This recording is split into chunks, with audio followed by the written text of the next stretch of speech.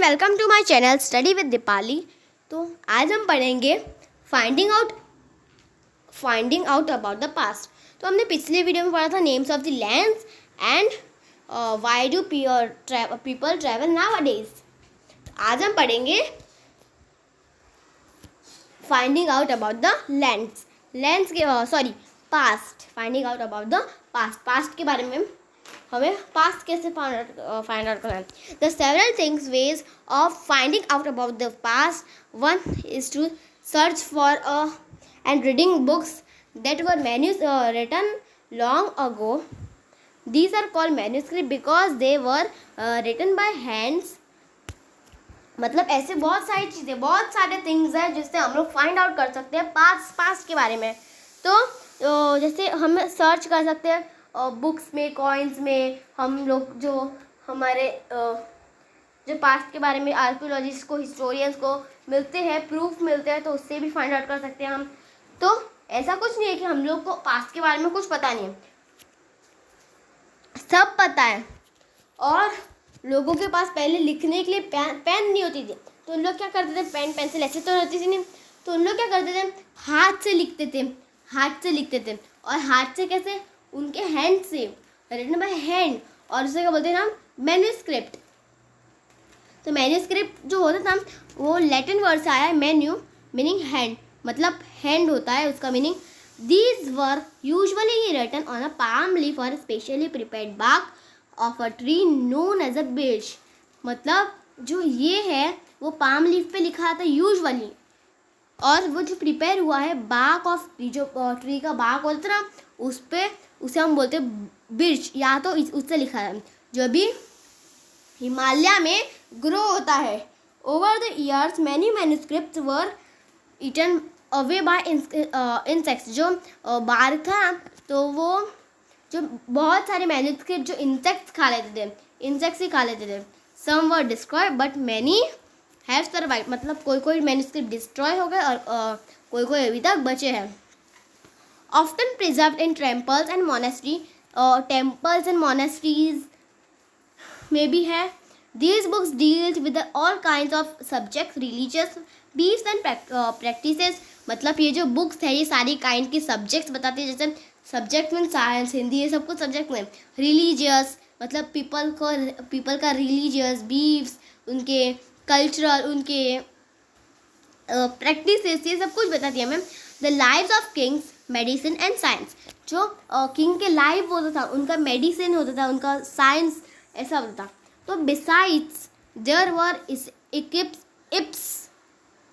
इप्स poems, plays, जो लोग place game खेलते थे, पोयम्स बोलते थे, और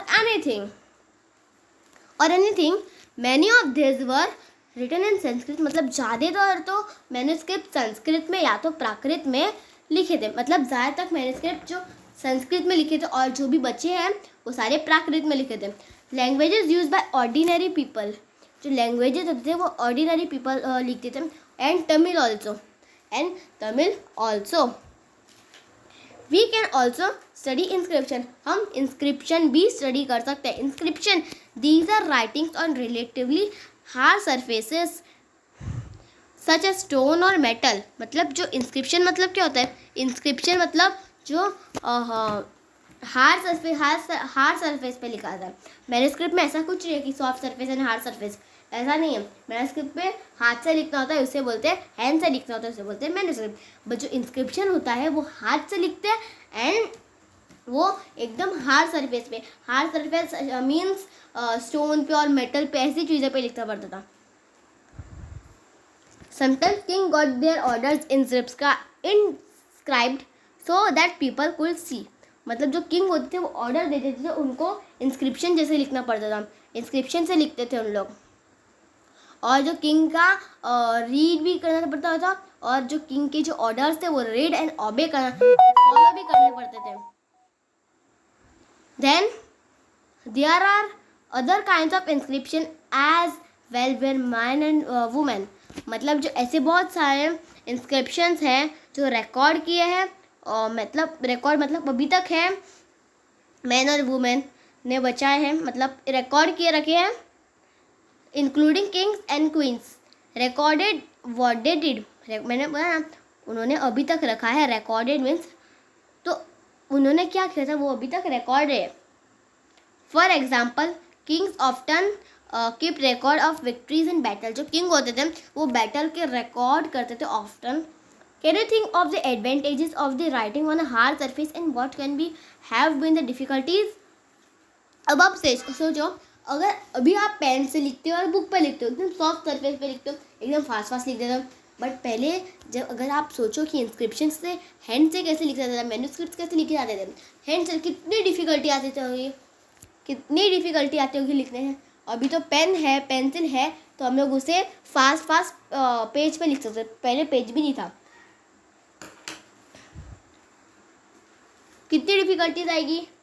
there were many other things, ऐसी बहुत सारी चीज़ें जो made by use in past, जो पास्ट में बना दी गई है, जो पहले बना दी गई है।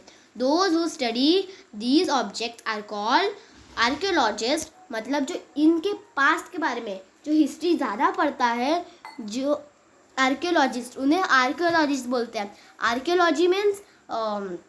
आर्कियोलॉजिस्ट मीन्स जो पास्ट के बारे में पढ़ता है, हिस्ट्री के बारे में पता है, वो सब कुछ आर्कियोलॉजी से पता है।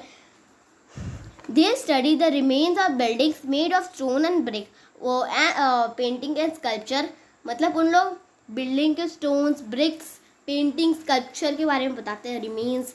They also explore and activate dig under the surface of the earth. उन लोग सर्फेस ऑफ द अर्थ को भी डिग करके उन लोग निकाल सकते हैं। To find tools, weapons, pots, pens, ornaments and coins. क्या फाइंड आउट करने के लिए? टूल्स, चीज़ें, वेपन्स, उनकी जो हथियार, पहले भाला होता था और तीर और एनीथिंग एल्स, तो ऐसी सारी चीज़ें फाइंड आउट करने के लिए। देन पॉट्स होते थे, पेन्स होते थे, ऑर्नामेंट्स एंड कॉइन्स, ये सारी चीज़ें फाइंड आउट करने के लिए उन लोग अर्थ का जो सरफेस होता है वो भी डिग करते हैं।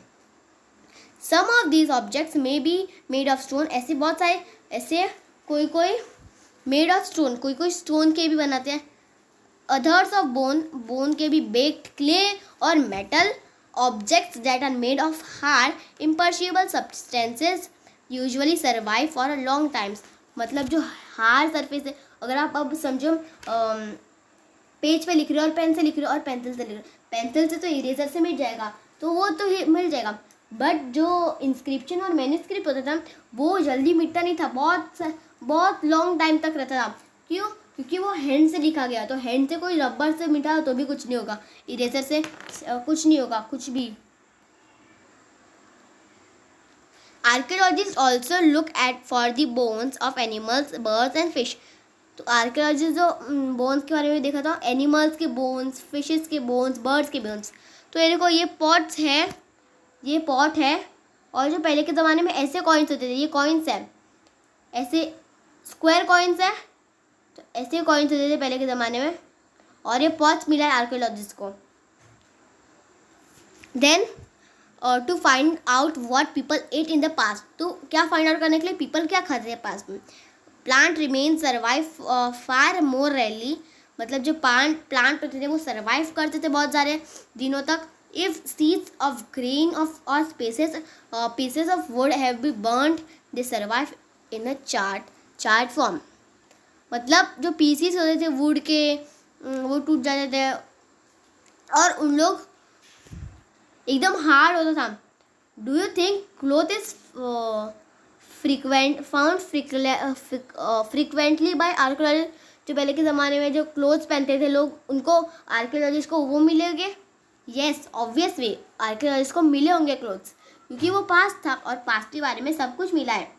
Historians, that is scholars who study the past, often use the word source to refer to the information found from manuscripts, inscription and archaeology। मतलब जो हिस्टोरियंस क्या होता है, हिस्टोरियंस मतलब जो पास्ट के बारे में पढ़ते हैं, हिस्ट्री पढ़ते हैं, और जो रिफ़र करते हैं, जो बुक रिफ़र करते हैं, जो इन्फॉर्मेशन रिफ़र करते हैं, जैसे मैन्युस्क्रिप्ट रिफ़र करते हैं, इंस्क्रिप्शन, और आर्कियोलॉजिस्ट जैसे होते हैं हम लोग।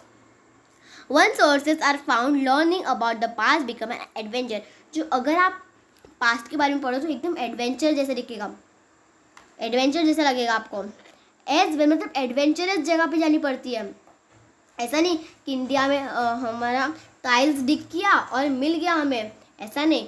दूसरी जगह पे जाके उनको डिग करना था बिट बाय बिट, मतलब फ्री कंट्रेस्ट अगर नहीं मैं दूसरी जगह पे जाके बिट बाय बिट करना पड़ा, मतलब थोड़ा थोड़ा करके उन लोग डिग करके जो उनको मिलता था उन लोग को वो लगा देते थे, मतलब आर्कियोलॉजिस्ट को मिलता था।